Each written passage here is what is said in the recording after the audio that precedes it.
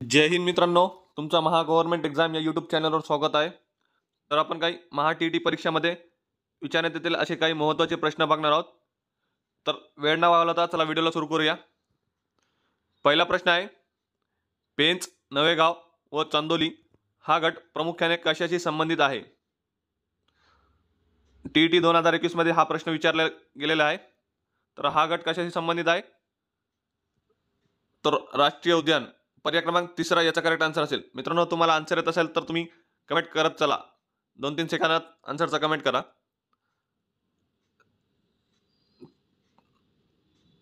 तर किती राष्ट्रीय उद्यान आहेत महाराष्ट्रामध्ये? तर एकूण 6 राष्ट्रीय उद्यान आहे. कोणते कोणते आहे? तर पहिला आहे ताडोबा राष्ट्रीय उद्यान, जे की 1955 साली याची स्थापना झालेली आहे. दुसरा आहे नवेगाव राष्ट्रीय उद्यान, याची स्थापना 1972 साली झालेली आहे. पेंच राष्ट्रीय उद्यान तिसरा, हे 1983 साली याची स्थापना झालेली आहे. सर्वात लहान राष्ट्रीय उद्यान कोणतं आहे असाही प्रश्न येऊ शकतो. तर सर्वात लहान राष्ट्रीय उद्यान हे पेंच राष्ट्रीय उद्यान आहे. 1, 2, तिसरा. आता चौथा कोणता आहे? तर चौथा राष्ट्रीय उद्यान संजय गांधी राष्ट्रीय उद्यान, ज्याची स्थापना 1969 रोजी झालेली आहे. पाचवा गुगामल राष्ट्रीय उद्यान, ज्याची स्थापना 1974 साली झालेली आहे. गुगामल राष्ट्रीय उद्यान हा सर्वात मोठा राष्ट्रीय उद्यान आहे. पुढचा राष्ट्रीय उद्यान सहावा शेवटचा चांदोली राष्ट्रीय उद्यान, जे अलीकडे 2004 मध्ये याची स्थापना झालेली आहे. पुढचा प्रश्न, महाराष्ट्रातील जिल्हे व त्यात प्रामुख्याने आढळणारे खनिज यांची योग्य जोडी दर्शविणारा पर्याय कोणता? दिलेले काही खनिज आणि महाराष्ट्रातील जिल्हे आहे त्यातले कोणतं अयोग्य जोडी दर्शविलेली आहे ते सांगायचं आहे.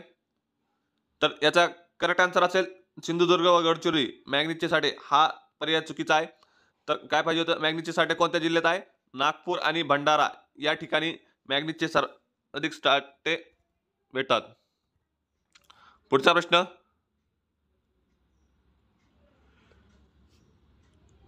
या सत्तेत जो रमत नाही हा काव्यसंग्रह खालीलपैकी कोणाचा आहे? कोणाचा आहे? तर हा आहे नामदेव ढसाळ यांचा. या सत्तेत जीव रमत नाही, त्यांचं एक नाटक पण आहे, ते पण लक्षात ठेवा. त्याच्यावर प्रश्न येऊ शकतो. अंधार यात्रा. पुढचा प्रश्न, आपले डावपेच आपल्यावरच उलटणे या अर्थाचा मन खालीलपैकी कोणता आहे? आपले डावपेच आपल्यावरच उलटणे. तर काय याचं उत्तर?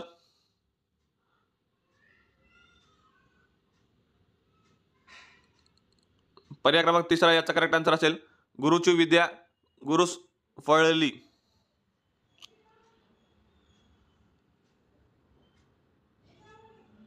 इकडे आड तिकडे वीर याचा अर्थ काय होतं? दोन्ही बाजूने सारखीच अडचणी.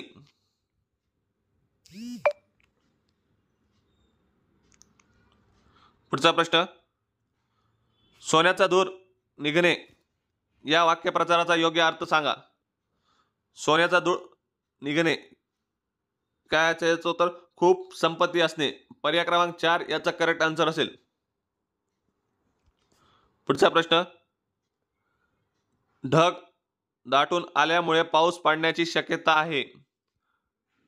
वाक्य प्रकार ओळखा. ढग दाटून आल्यामुळे पाऊस पडण्याची शक्यता आहे. कसलं वाक्य आहे? प्रकार तर फक्त केवळ वाक्य आहे. पुढचा प्रश्न, तेजोनिधी या शब्दाचा समानार्थी शब्द सांगा.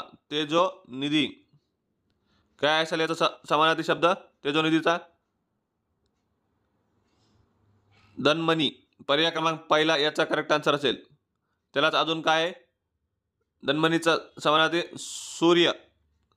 सूर्याचे हे समानार्थी शब्द आहे असं लक्षात ठेवा. सविता, धनमनी, तेजोनिधी हे सगळे सूर्याचे समानार्थी शब्द आहे. पुढचा प्रश्न, आदिलशहाने सरलष्कर हा किताब कोणाला दिला होता? सरलष्कर किताब आदिलशहाने कोणाला दिला होता? तर तो शहाजी राजे यांना देण्यात आला होता. पर्याय क्रमांक 4 याचा करेक्ट आन्सर असेल. पुढचा प्रश्न, देवप्रयाग जवळ भागीरथी नदी कोणत्या नदीला येऊन मिळते? देवप्रयाग जवळ भागीरथी नदी कोणत्या नदीला येऊन भेटते? तर तो अलकनंदा या नदीला येऊन भेटते. भगीरथ नदीचा उगम कोठे होतो? मित्रांनो, तुम्हाला येत असेल तर तुम्ही कमेंट करून सांगा. पुढचा प्रश्न, भारतात परतीचे मान्सून काळ कोणता आहे? भारतात परतीचा मान्सून काळ कोणता आहे? तर कोणत्या काळात परतीचे मान्सून येतात? तर तो काळ आहे ऑक्टोबर ते नोव्हेंबर. पर्याय क्रमांक 2 याचा करेक्ट आन्सर असेल. पुढचा प्रश्न, यमुना पर्यटन मराठीतली पहिली कादंबरीचे लेखक खालीलपैकी कोण आहे? यमुना पर्यटन, तर कोण आहे याचे पहिली कादंबरीचे लेखक? तर हे आहे बाबा पद्मनजी. पर्याय क्रमांक 4 याचा करेक्ट आन्सर असेल. असाही प्रश्न येऊ शकतो, मराठीतील पहिली कादंबरी कोणती आहे? तर मित्रांनो, एका प्रश्नावरून 2-3 प्रश्न निर्माण होतात, तर प्रश्न नीट वाचा आणि नीट लक्षात ठेवा. तर याचं उत्तर येईल यमुना पर्यटन. पुढचा प्रश्न, गुजरातमधील विजयनिर्मिती फतेपूर सिक्री येथे बुलंद दरवाजा कोणी बांधला होता? कोणी बांधले होते गुजरातमध्ये फतेपूर सिक्री येथे बुलंद दरवाजा?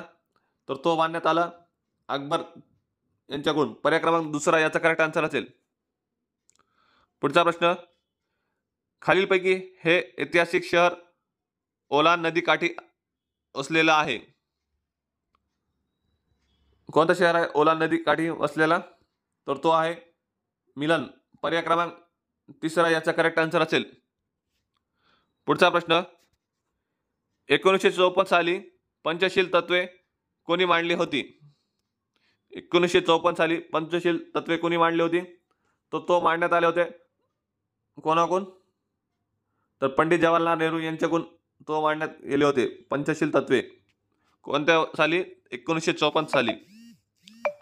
पुढचा प्रश्न, छत्रपती शिवाजी महाराजांचे धाकटे पुत्र छत्रपती राजाराम महाराज यांच्या आज्ञांवरून रामचंद्र पंत